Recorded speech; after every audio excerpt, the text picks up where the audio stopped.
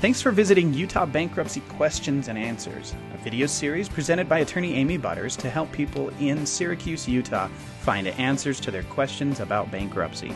If you need to speak with a bankruptcy lawyer in Syracuse, call Amy at 801-513-DEBT. That's 801-513-3328.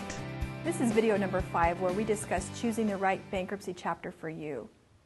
Now, when you're thinking about what chapter to file, either Chapter 7 or Chapter 13 with most individuals, these are some questions you should ask yourself. Number 1, do you want a clean slate now, or do you want to catch up on missed payments? Number 2, what kinds of debts do you have? How many missed payments or full balances do you have? Are your debts primarily business or personal? Are you trying to keep certain properties such as a house or a car? Now, a Chapter 7 is what we call a straight bankruptcy, and the idea of a Chapter 7 is to wipe out your debts completely and get a discharge.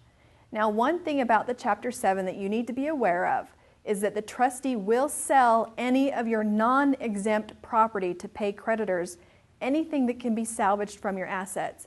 Now, when I say non-exempt property, I don't want you to be afraid, because most people typically have exempt property, which means that the court has determined that certain things are completely off limits and won't be sold.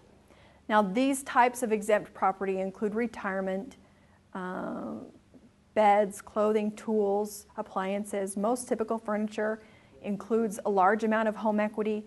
The list is a very long list that we'll discuss later on, but please don't let this discourage you. Talk to your attorney and see what property is exempt and what property might not be exempt. But in plain English, the majority of people in a Chapter 7 never have anything the court can actually take and sell. And also remember that Chapter 7 eliminates debts completely, but does not eliminate a creditor's right to its collateral. So, when you're thinking about whether Chapter 7 makes sense for you, think about these things. Consider if you have large balances owed that you cannot repay. For example, medical bills, credit cards, garnishments, judgments, deficiency judgments due to foreclosure or repossession. Also consider whether your debts are substantially greater than your assets.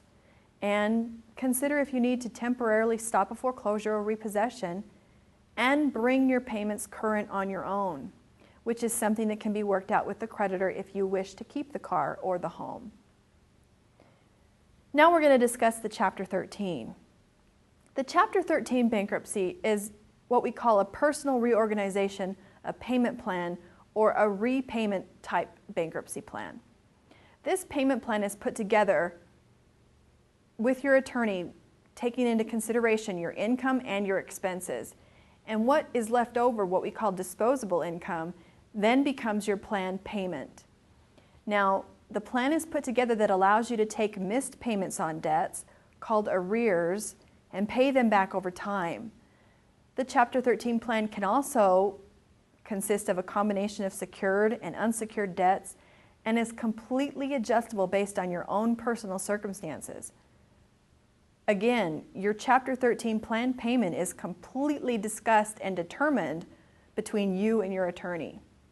Now, the plan generally lasts 3 to 5 years, and it's based upon, again, how much income is left over after your necessities are paid.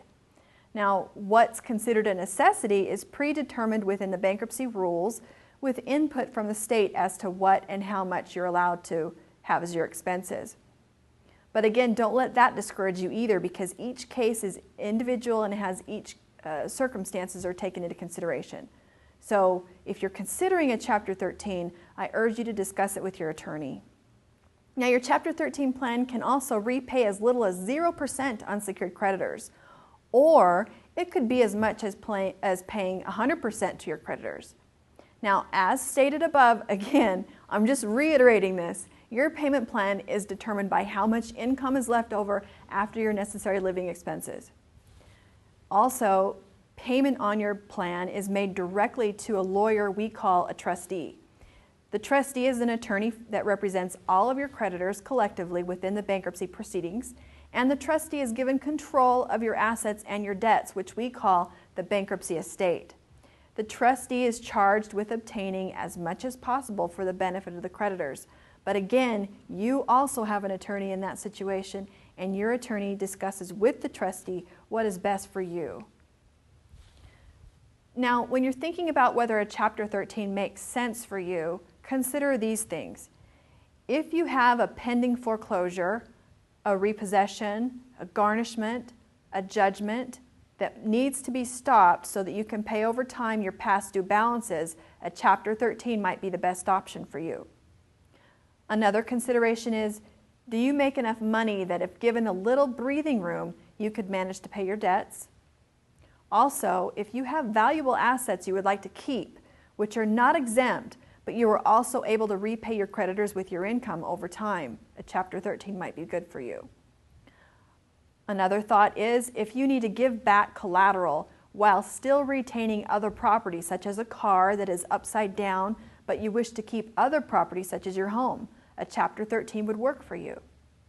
Now, it's really critical for you to remember that your Chapter 13 plan is structured properly with you and your attorney. Do not let your lawyer create the plan without any input from you.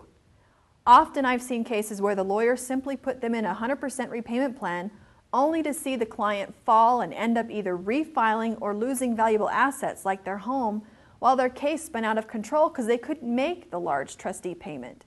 So if you really want to be successful in a 13, make sure your payment plan is accurate and it's something that you can handle. Sometimes attorneys put people in a Chapter 13 plan hoping that they'll fail, but I'm not those kind of attorney. I don't recommend that.